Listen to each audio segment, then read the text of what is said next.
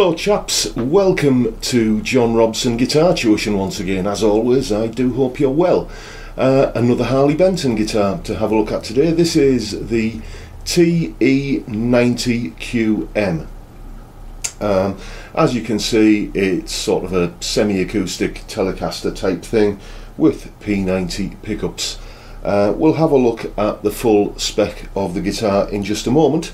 But first of all, I want to say a big thank you to one of my students, Nigel Sherwood, who's very kindly loaned me this guitar to do the review of.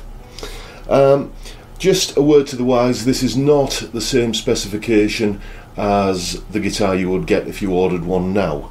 Mainly because they've gone from using Wilkinson pickups, which are in this guitar, to I think it's Roswell pickups now. And we're going to talk a little bit about the pickups later on, because there is something of a conundrum going on there. As I say, we'll discuss that later, but for now let's have a look at the specifications for this guitar.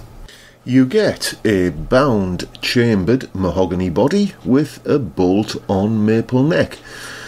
Fretboard on this guitar is made from rosewood, but newer models use roseacre, which is a thermally treated maple, acting as a rosewood substitute. The scale length is a very Fender-esque 25.5 inches with 22 medium jumbo frets and abalone inlays. This guitar has two Wilkinson P90 pickups, but newer models have switched to Roswell Alnico P90s.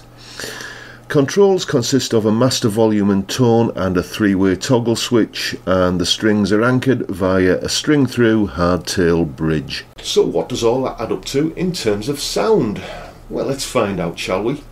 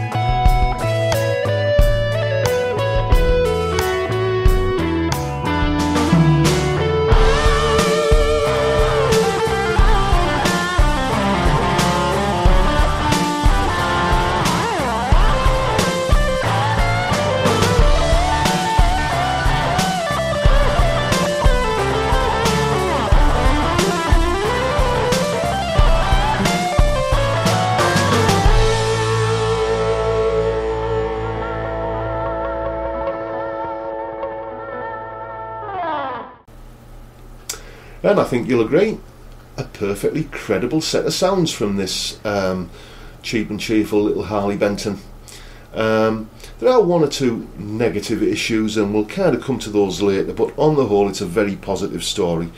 The fit and finish on this guitar is absolutely spot on for the most part. We'll come to the negative things shortly, but the important stuff, the big stuff, is right.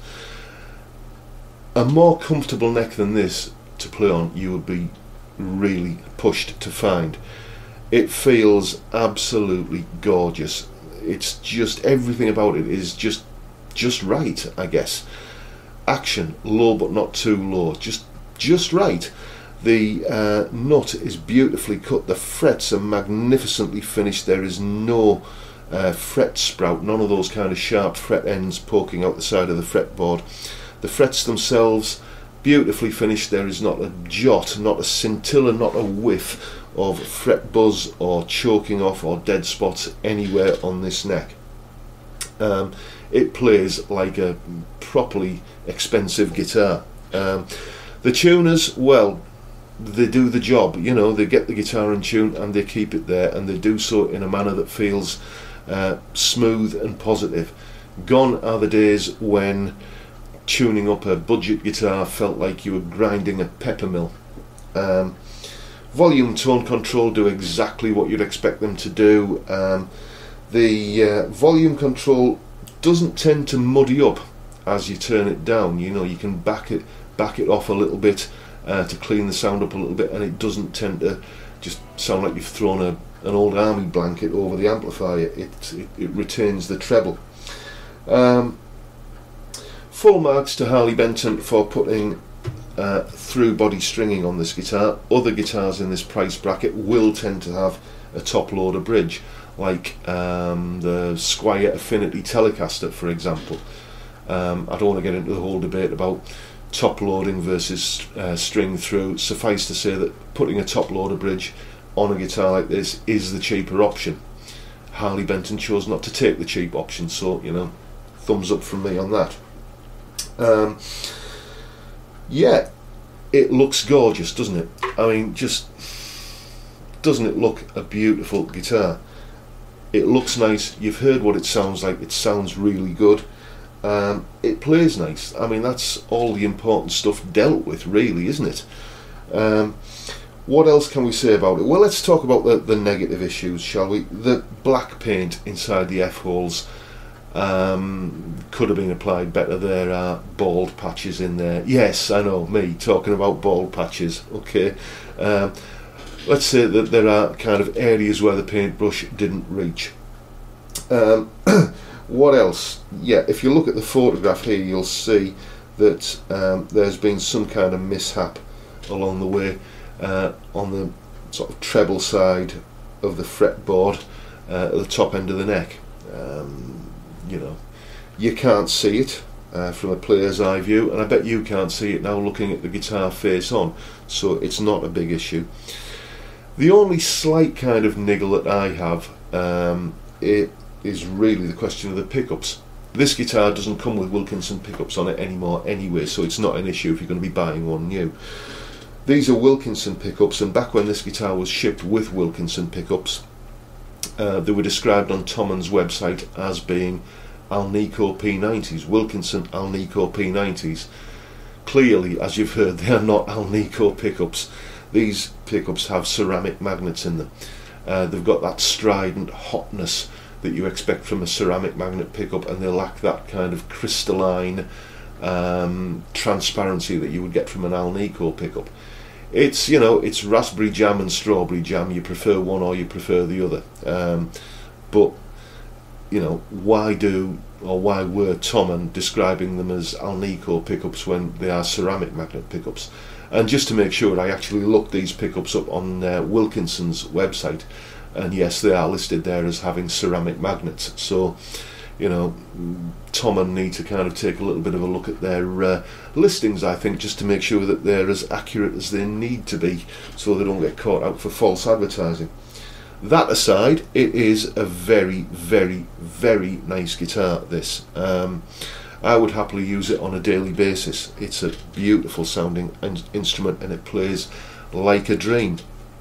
You know, looks good, sounds good, plays well. There's all the important boxes ticked for any guitar, I think. And it's about, what, 150 quid? I mean, you know, it's just a no-brainer, really, isn't it? And with that, we'll conclude the business of the day, I think. That was the review of the Harley Benton TE-90QM. Yeah, beautiful little guitar, does everything you want, and doesn't cost a fortune, so you might as well just grab one. And with that, I'll wish you a good day, and I'll see you all again next time. Oh, of course, yes, if you live on Teesside in the northeast of England and you want some tailored one-to-one guitar tuition, give me a shout via the details at the end of this video, or get in touch anyway, because I also do lessons via Skype wherever you are in the world. And of course, yes, my 2 albums, Handles for Forks, The Whiskey Made Me Do It, absolutely full of bluesy, melodic, shreddy rock guitar playing. So if you like that sort of thing, check them out. You won't be disappointed. And that's it for today, folks. See you next time. Bye for now.